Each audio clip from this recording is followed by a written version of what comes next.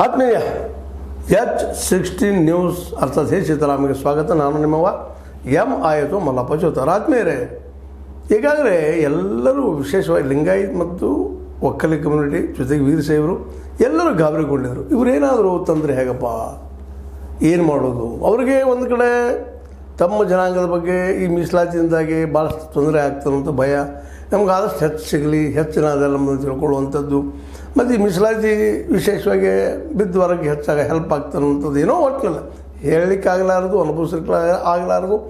ಅದಕ್ಕಾಗಿಯೇ ಒಕ್ಕರಿಗೆ ಅವರಿಲ್ಲ ಅದನ್ನು ತರಬೇಡ್ರಿ, ತಂದ್ರೆ ನಾವು ನಿಮ್ಮ ಸರ್ಕಾರ ಕೆಡುತ್ತೀವಿ ಅಂತೇಳಿ ನಮ್ಮ ಒಕ್ಕಲಿಗ ಸಮುದಾಯದವರು ಜೊತೆಗೆ ವೀರಶೈವ ಲಿಂಗಾಯತರು ಜೋರ್ದಾರಾಗಿ ತಮ್ಮ ಚರ್ಚೆಗಳನ್ನೇ ಶುರು ಮಾಡಿದರು. ಈ ಸಂದರ್ಭದಲ್ಲಿ ಸರ್ಕಾರಕ್ಕೂ ಸಹಿತ ಅಷ್ಟೇ ಇದು ಏನಪ್ಪ ಅಂದ್ರೆ ಒಂದು ರೀತಿ ಆತಂಕದ ಸಂದರ್ಭ ಅಂತ.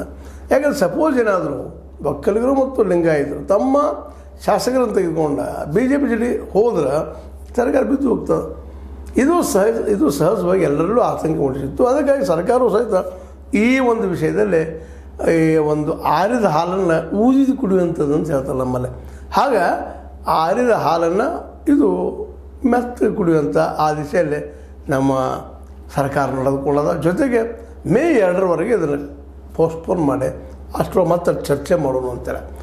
ಇದರ ಮೂಲ ಉದ್ದೇಶ ಇಷ್ಟ, ಲಿಂಗಾಯತರಲ್ಲೂ ಸಹಿತ ಆತಂಕ ಇತ್ತು. ಯಾಕಂದ್ರೆ ನಮ್ಮದು 16% ಇದ್ದು ಒಮ್ಮೆಗೆ 12 ಹೆಂಗಾಯಿತು ಅನ್ನೋಂಥದ್ದು ಅವ್ರದ್ದು ಒಕ್ಕಲಿಗರು ಭಯ ಆಗ್ಯದ.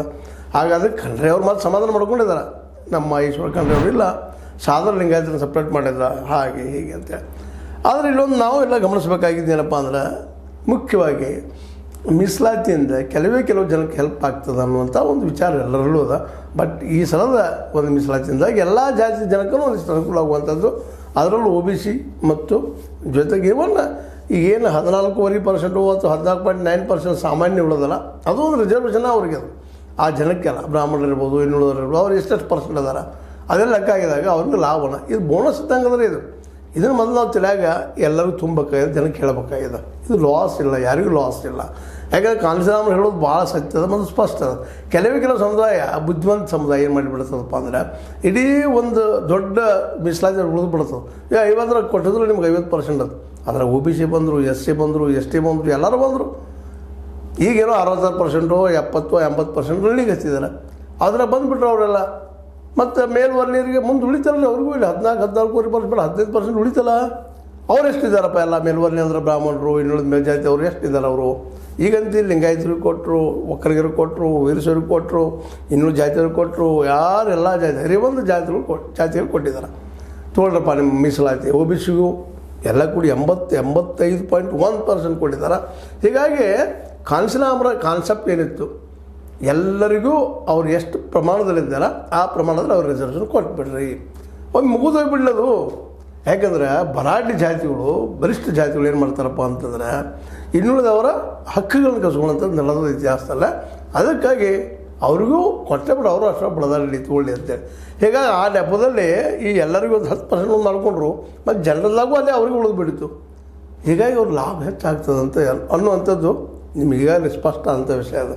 ಅದಕ್ಕೆ ಇದೊಂದು ಏನೋ ಈ OBCಯಿಂದ ಅಥವಾ ಈ ಒಂದು ಏನಪ್ಪ ಅಂತಂದರೆ SC STಯಿಂದ ಇನ್ನುಳಿದ ಮೈನಾರಿಟಿಯಿಂದ ತೊಂದರೆ ಆಗ್ತೈತೆ ಅನ್ನೋಕ್ಕಿಂತಲೂ ಅದಕ್ಕೆ ಭಯಪಟ್ಟು ಭಾಳ ಜನ ವಿರೋಧ ಮಾಡಿದರು. ಆ ದಿಶೆಯಲ್ಲಿ ಈಗ ಮತ್ತೆ ಮೇ 2ರವರೆಗಿಂತ ಮುಂದೆ ಹಾಕಿದ್ದಾರೆ. ಈಗ ಮತ್ತೆ ಚರ್ಚೆ ಮಾಡ್ತಾ ಇದ್ದಾರೆ.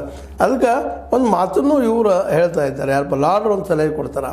ಏನಪ್ಪ ಅಂತಂದರೆ, ಈಗಾಗಲೇ H ಕಾಂತರಾಜ್ ಅವ್ರ ವರದಿ ಪ್ರಕಾರ ಆ ಒಂದು ದತ್ತಾಂಶದ ಮೇಲೆ ನಮ್ಮ ಜಯಪ್ರಕಾಶ್ರವರು ಈ ಒಂದು ರಿಸರ್ವೇಷನ್ ಕ್ಯಾಟಗರಿ ಲಿಸ್ಟ್ ಮಾಡಿದ್ದಾರೆ.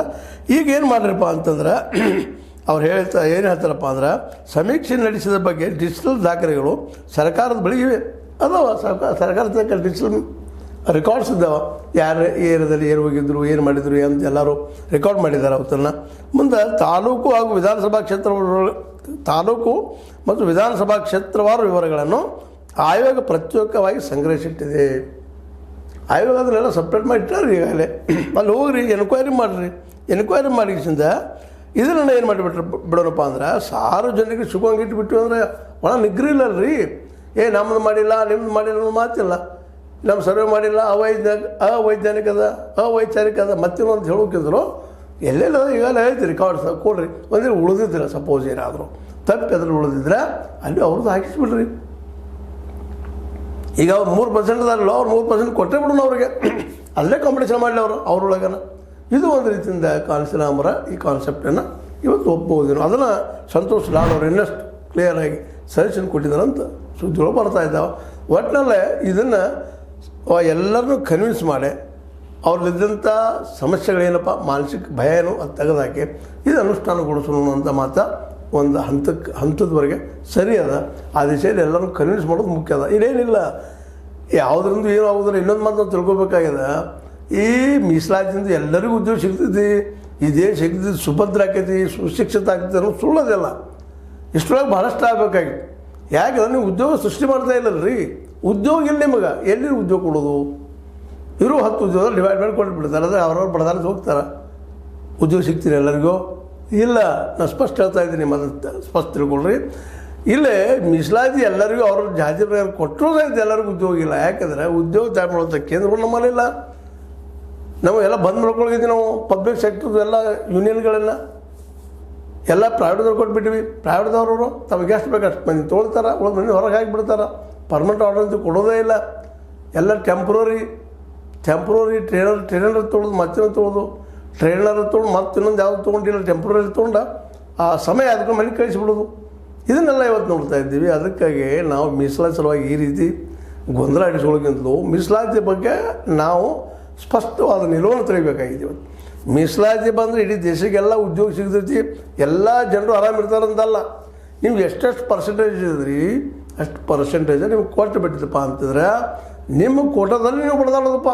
ಉಳ್ದ ಕೋಟ ಏನಿಲ್ಲ, ಜನರಲ್ದಂತೆ ಅದು ಬಿಟ್ಟು ಮುಗಿದು 14 ಉಳಿದವ ಅವ್ರು ಎಷ್ಟು ಉಳಿದಾರೆ ಅವರಲ್ಲಿ ಸೇರ್ತಾರೆ. ಎಲ್ಲರಿಗೂ ಆತಲ್ರಿ ರಿಸರ್ವೇಷನ್ನ ಅನ್ನೋದನ್ನು ಇವತ್ತು ನಾವು ಜನರಿಗೆ ತಿಳಿಸಿ ಹೇಳ್ಬೇಕಾಗ್ಯದ. ಅಂದಾಗ ಅವ್ರಿಗೂ ಹೌದಲ್ಲಪ್ಪ, ಸುಮ್ಮನೆ ಬಡ್ದಾರ ಕೊಡಿದ್ರೆ ಏನಿಲ್ಲ, ಉದ್ಯೋಗ ಸೃಷ್ಟಿ ಯಾವಾಗ ಮಾಡ್ತಾರೆ ಅಂತ ಇವ್ರಿಗೆ ಬೆನ್ನ ಅಂತಾರೆ ರಾಜಕಾರಣಿಗಳಿಗೆ. ಈ ರಾಜಕಾರಣಿಗಳು ಭಾಳ ಬೆರಕಿರಿ ಇವರೆಲ್ಲ. ಇದನ್ನು ಹಚ್ಚಿಬಿಡೋದು. ಈಗ ನೋಡಿರಿ, ಮೀಸಲಾತಿ ಹೆಚ್ಚಿಬಿಟ್ಟಿದ್ದಾರೆ. ಎಲ್ಲರೂ ನಮಗೂ ಮೀಸಲಾತಿ, ನಿಮಗೂ ಮೀಸಲಾತಿ. ನಮಗೆ ಕಡಿಮೆ ಆದರೆ ನಿಮ್ಗೆ ಹೆಚ್ಚಾಯ್ತು, ನಮ್ಮ ಜನ ಹೆಚ್ಚಾಯ್ತು ನೀವು ಕಡಿಮೆ ಕೊಟ್ರಿ. ಶುರುವಾಗ್ಯದ. ಈ ದಿಶೆಯಲ್ಲೇ ಇವತ್ತು ಒಂದೇನೋ ಮೇ 2 ತಂದು ತೊಗೊಂಡಿದ್ದಾರೆ. ಅದು ಈ ದಿಶೆಯಲ್ಲಿ ಚಿಂತನೆ ಮಾಡಿದ್ರೆ ಭಾಳ ಯೋಗ್ಯ. ಮತ್ತು ಇನ್ನೊಂದು ಮಾತು ಭಾಳ ಸ್ಪಷ್ಟವಾಗಿ ನಾವು ಮೀಸಲಾತಿ ಬಯಸೋರು ತಿಳ್ಕೊಂಡಿರ್ಬೇಕು.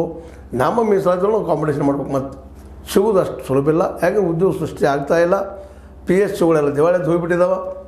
ಇಲ್ಲೇ ತಯಾರಿಕಾ ರಂಗ ಅಂದ್ರೆ ಮ್ಯಾನುಫ್ಯಾಕ್ಚರಿಂಗ್ ಸೆಕ್ಟರ್ ಪೂರಾ ಹೆಚ್ಚು ಕಡಿಮೆ ಇಲ್ಲ ಅಂದರೂ ಅಡ್ಡಿ ಇಲ್ಲ. ನಾವೇನು ಎಲ್ಲನೂ ಬರೀ ಚೀನಾದ ಮೇಲೆ ಡಿಪೆಂಡ್ ಆಗಿದ್ವಿ. ಚೀನಾದಿಂದ ತಯಾರಾದ ಕಚ್ಚಾ ವಸ್ತುಗಳು ಚೀನಾದಿಂದ ತಯಾರಾದ ಕಚ್ಚಾ ವಸ್ತುಗಳು ಬರ್ತಾವೆ.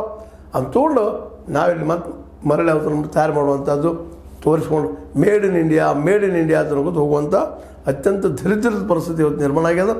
ಅದಕ್ಕಾಗಿ ಈ ಒಂದು ದಿಶೆಯಲ್ಲಿ ಈಗಂತೂ ಒಂದು ಸ್ವಲ್ಪ ಎಲ್ಲರೂ ಶಾಂತ ಆಗುವಂಥ ಪ್ರಸಂಗ ಬಂದದ್ದು. ಯಾಕಂದ್ರೆ ಲಿಂಗಾಯತ್ ಮತ್ತು ಒಕ್ಕಲಿಗ ಸಮುದಾಯಗಳು ಪೂರ್ತಿಯಾಗಿ ಇದನ್ನು ವಿರೋಧ ಮಾಡೋ ಸಲುವಾಗಿ ತಯಾರಿ ನಡೆಸಿದ್ರು. ಈ ಸಂದರ್ಭದಲ್ಲಿ ಒಂದು ಸ್ವಲ್ಪ ಮುಂದೆ ಹಾಕಿದ್ದಾರೆ. ಬೀಸೋದು ಅಂತ 100 ವರ್ಷ ಆಯುಷ್ ಅಂತ. ಹಂಗೆ ಇದು ಒಂದಿಷ್ಟು ದಿವಸ ಮುಂದೆ ಹೋಗಲಿ. ಬಟ್ ಎಲ್ಲ ನಾವು ತಿಳ್ಕೊಳ್ಳೋಂಥದ್ದು, ನಮಗೆಲ್ಲ ಮೀಸಲಾತಿ ಸಿಕ್ಕರೆ ನಮಗೆ ಸ್ವರ್ಗ ಸಿಕ್ತು, ನೌಕರಿ ಸಿಕ್ತು, ನಾವು ಆರಾಮಿರ್ತೀವಿ ಅಂತ ನಾವೆಲ್ಲ ತಿಳ್ಕೊಂಡಿದ್ರೆ ನಮ್ಮಷ್ಟು ಬುದ್ಧಿಗೇಡುಗಳು ಯಾರೂ ಇಲ್ಲ ಅಂತ ಹೇಳಬೇಕಾಗ್ಯದ.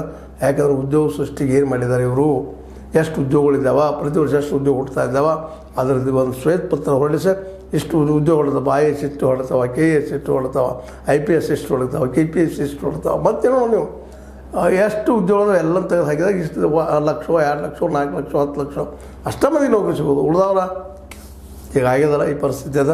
ಇರಲಿ, ಈ ಆತಂಕವನ್ನು ನಿವಾರಿಸುವಂಥ ಕೆಲಸವನ್ನು ಮಾಡೋ ಸಲುವಾಗಿ ಒಂದಿಷ್ಟು ಮುಂದೆ ಹಾಕಿದ್ದಾರೆ ಇವರು ಸರ್ಕಾರದವರು. ಆ ದಿಶೆಯಲ್ಲಿ ಎಲ್ಲರೂ ವಿಚಾರ ಮಾಡಲಿ ಮತ್ತು ಎಲ್ಲರಿಗೂ ನ್ಯಾಯ ಸಿಗುವಂತಾಗಲಿ, ಎಲ್ಲರಿಗೂ ಮೀಸಲಾತಿ ಸಿಗ್ರಿ. ಆದರೆ ಎಲ್ಲರಿಗೂ ಉದ್ಯೋಗ ಸಿಗೋದು ಗ್ಯಾರಂಟಿ ತಿಳ್ಕೊಳಕ್ಕೆ ಹೋಗ್ಬಾರ್ದು ಅಂತ ಹೇಳ್ತಾ, ಇದು ನಿಮ್ಗೆ ಲೈಕ್ ಆಗಿರ್ಬೋದು. ಲೈಕ್ ಮಾಡಿ, ಶೇರ್ ಮಾಡಿ, ಕಾಮೆಂಟ್ ಮಾಡಿ, ಜೊತೆಗೆ ಸಬ್ಸ್ಕ್ರೈಬ್ ಆಗೋದು ನಿಲ್ಲಿಸ್ಲಿಕ್ಕೆ ಹೋಗ್ಬೇಡ್ರಿ. S16 ನ್ಯೂಸ್ ಅರ್ಥಾತ್ ಸೀತಾರಾಮ ಸತ್ಯಕ್ಕೆ ವಂದನೆಗಳು.